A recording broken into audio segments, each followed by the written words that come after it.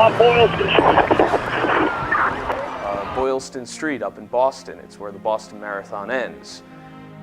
150 years after the Battle of Gettysburg, they're performing first aid and triage up there. Basically, a year after the Battle of Antietam, you have the Battle of Gettysburg. And Boylston is there at the wheat field, Z. Boylston Adams with the 32nd Massachusetts. And he is in command of an aid station. And the wounded are coming directly off the field to this collection point, and they're receiving first aid. So the bleeding is being stopped, and you have stretcher bearers on the field collecting wounded, bringing them to an aid station where they have first aid and triage, and then the ambulances bring them to a field hospital where they have their primary care.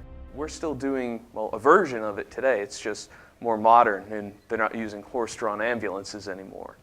The man who changed it all was a man by the name of Dr. Jonathan Letterman. He was the medical director of the Army of the Potomac.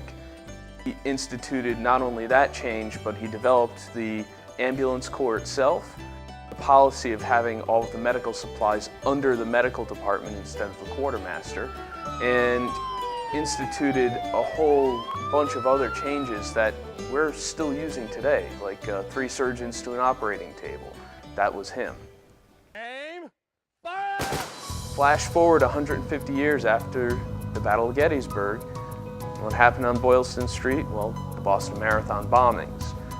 And that is one thing that you can see there is first responders going to the scene extremely quickly, and they're providing first aid and triage. It directly relates not only to Boylston but to Letterman.